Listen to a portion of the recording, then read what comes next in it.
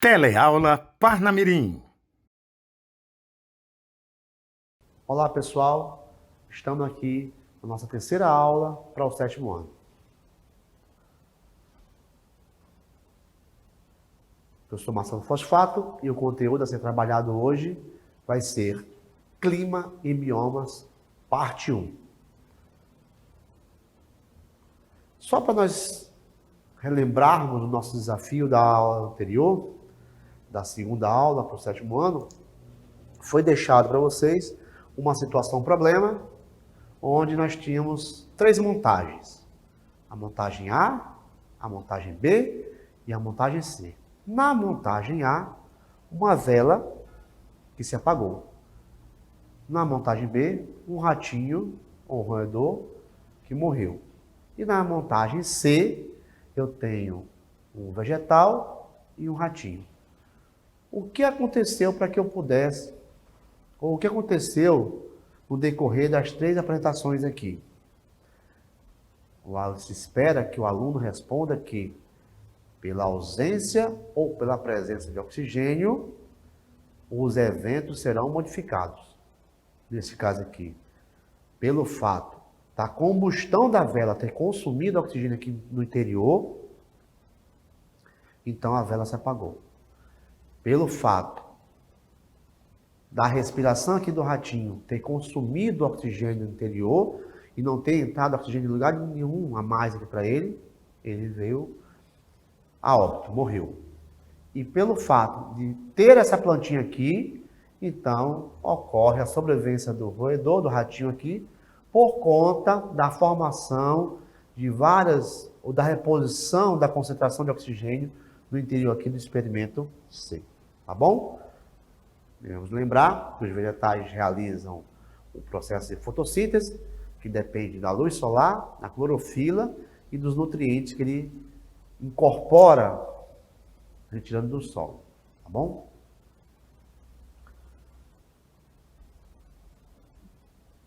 Vamos começar o nosso conteúdo.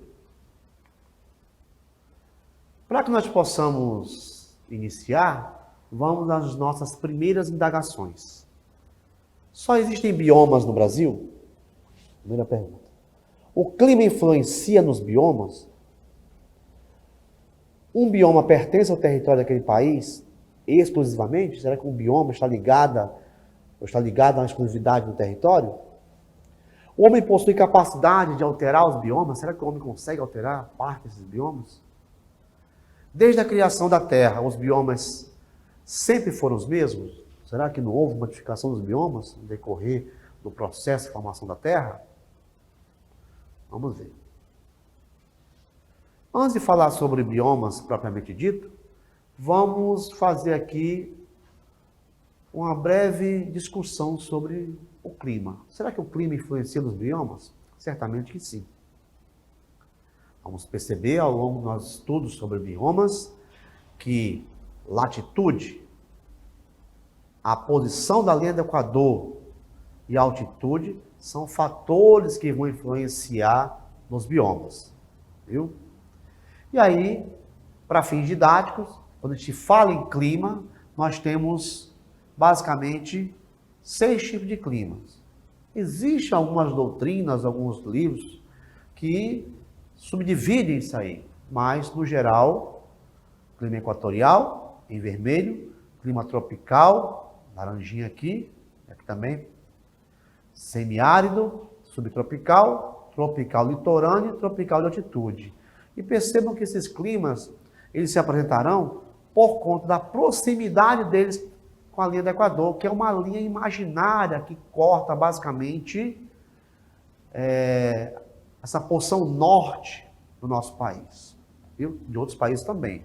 Mas como o estudo é sobre os biomas brasileiros, vamos nos ater às informações sobre o Brasil. E existem biomas mundiais? Existem sim, tá bom? Biomas que ultrapassam os limites de outros países. E aqui nós temos algumas legendas demonstrando que existem extensos biomas. E às vezes nós encontramos um bioma que um bioma que está no país, em um continente e em outro continente também. O que vai influenciar é essa localização dessa região, desse bioma, diante da linha do Equador. Está acima, está abaixo e assim por diante. Viu? Por exemplo, tanto eu encontro floresta tropical no Brasil, como encontro na região central ali da África, basicamente. Viu? Tanto eu encontro tundra nessa região próxima do Canadá, como encontro nessa região norte da Ásia.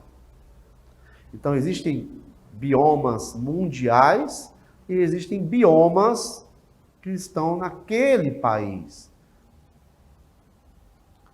Área polar, taiga, tundra, vegetação de altitude, floresta temperada, floresta tropical, estepe, savana, deserto, vegetação do Mediterrâneo são exemplos de biomas mundiais. E o que são biomas?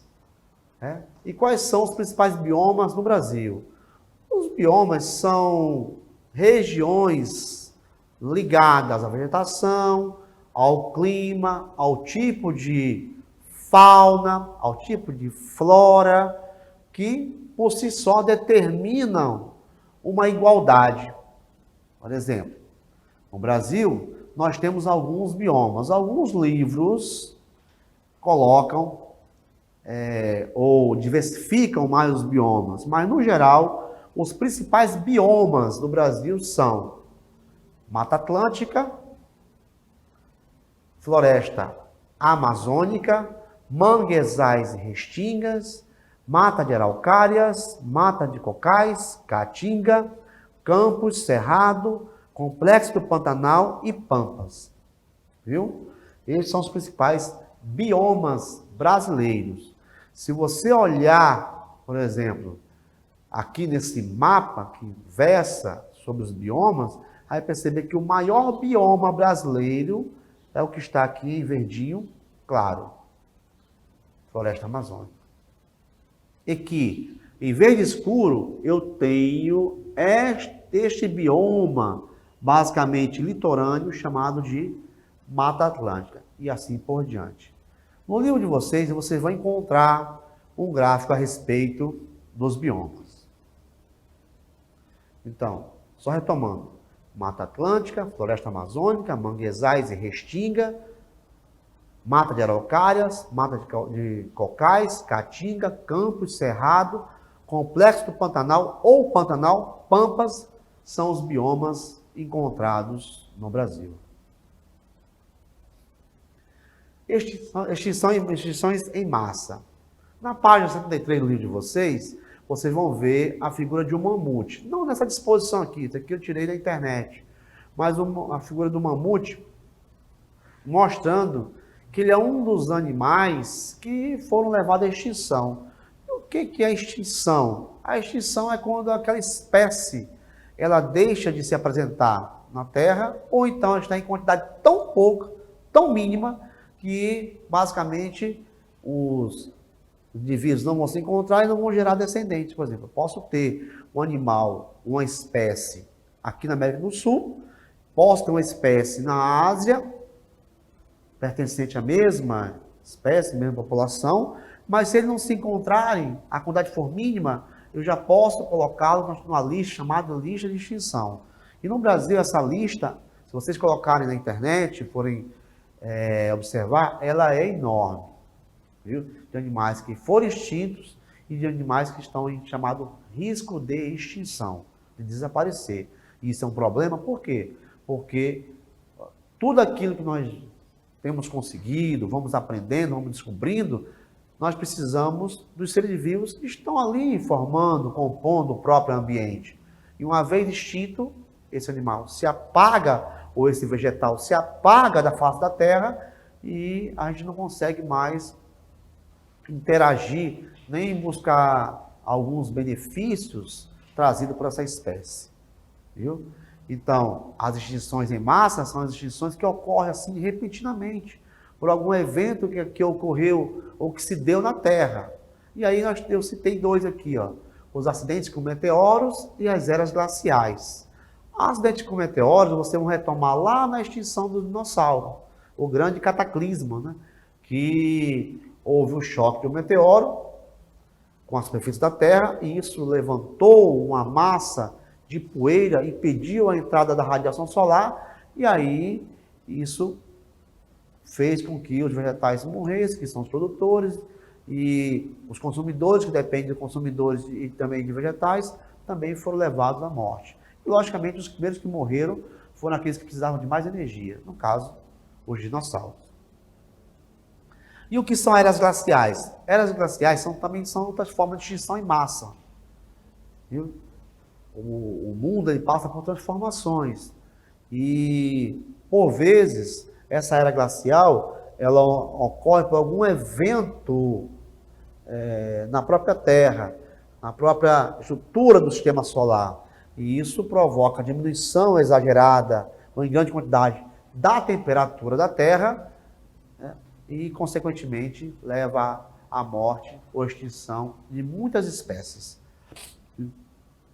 Aqui nós temos o mamute e aqui nós temos o extinto também, tigre dente de sabre. Floresta amazônica, pessoal. Vamos aqui conversar sobre o nosso primeiro bioma. Esse maravilhoso bioma aqui do Brasil, a floresta amazônica. E vocês vão perceber duas imagens. Uma imagem de mata ou floresta densa e uma imagem de região alagada. Essas aqui são as duas situações possíveis da floresta amazônica. Logicamente que tem também a parte de igapó, terra firme, que nós vamos ver mais adiante. Mas, no geral, vamos perceber que a floresta amazônica, esse grande bioma, ele se apresenta como uma região alagada e uma região de floresta densa, de onde se extrai muitos materiais ou algumas plantas usadas para medicina ou usadas na culinária, não só das pessoas que moram na região norte, mas também de outras pessoas que moram no Nordeste e em outras regiões também. Um exemplo disso é o açaí, que a gente consome, que é um vegetal que é da Amazônia, da floresta amazônica. Então, lembre-se, região de várzea, essa região alagada, e essa região de floresta densa, ou de mata densa, mata fechada. Viu? Aqui os vegetais da floresta amazônica, eles são bastante, têm um porte bem maior, são vegetais de grande porte, a ponto de formar uma camada por cima, e essa região aqui, nessa floresta úmida, recebeu um pouco impacto do sol, por isso que essa floresta ela é bastante úmida, né? Lá a gente costuma dizer que sempre tem aquela chuvinha da tarde lá na Amazônia, né? Na região do Pará, e que os casais geralmente marcam os seus encontros, né? Após a chuva. Por quê? Porque durante o dia esse sol evapora essa quantidade de água e ele culmina a precipitação lá e no meados ali da tardezinha, né? 2, 3, 4 horas da tarde, essa chuvinha que se dá quase que diariamente na Amazônia, né? Por conta da precipitação e da evaporação de água da mata e dos rios. A fauna da floresta amazônica. O que é a fauna? É um conjunto de animais daquela região. Nós temos várias espécies ali, né? A biodiversidade, a quantidade de espécies ali na Amazônia ela é enorme. E aí eu citei apenas 6 aqui: a arara de barriga amarela, o arara canidé, a onça parda, tem a onça pintada também, a ariranha, que foi um dos animais que chamaram a atenção do grande Cousteau, né? Que foi um pesquisador ambientalista, que veio primeiramente aqui no Brasil aqui, e mostrou a importância de se preservar o meio ambiente. O peixe-boi da Amazônia, aqui na Paraíba tem um projeto peixe-boi também, é um peixe-boi marinho, né? Esse peixe-boi da Amazônia, realmente, pelo formato do seu rosto ali, também pelo fato de comer aqueles vegetais, aquela relva que fica às margens do rio, chamado de peixe-boi. Na realidade é um mamífero, não um peixe, tá bom, pessoal? O pirarucu, também conhecido como bacalhau da Amazônia, uma iguaria alimentar naquela região. A arara vermelha, viu? Então são alguns representantes ali da Amazônia. Tem outros também, né? A sucuri, uma grande cobra aí. E o pirarucu, que é um tipo de peixe, perdoe, o tambaqui, que é um tipo de peixe também que faz parte da culinária amazonense.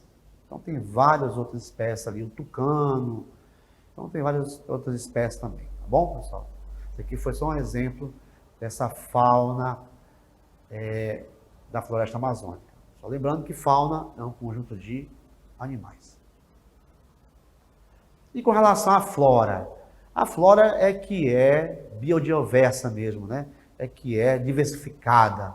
Ali na Amazônia não se conhece nem a metade daquilo que tem na floresta amazônica em relação à flora. Flora é o conjunto de vegetais. É só lembrar de flor, flora, tá bom? E aí nós usamos aqui essas iguarias presentes na Amazônia provenientes da flora. O açaí, o cupuaçu, eu tive o prazer de conhecer uma outra espécie lá que é metade maracujá, metade mamão, chamado mambuí, o rambutã, que parece uma pitomba, né? São coisas que só quem está na Amazônia conhece essa iguaria da flora, né? E se você perceber, o brasileiro, o pescador brasileiro, nós não conhecemos a metade disso tudo. Então é um problema, porque muitas coisas estão sendo levadas à extinção por queimadas, por desmatamentos, e aí a consequência disso é que uma cura, por exemplo, uma doença pode estar ali sendo ceifada porque um determinado tipo de vegetal foi levado à extinção. Tá bom? Então é importante. O símbolo da Amazônia aí, a Vitória Régia. Então isso aí, ó, as lendas, os folclores amazonenses lá, é uma riqueza ali enorme. Corpos hídricos da Amazônia. A Amazônia, ela possui aí o maior rio em extensão e volume d'água, né?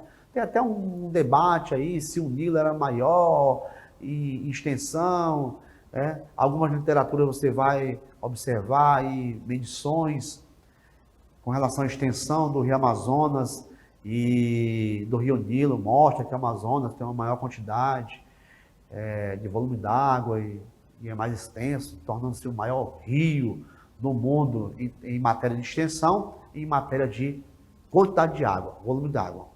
Tem toda uma discussão, né?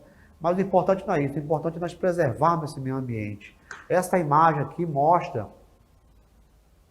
o encontro dos rios.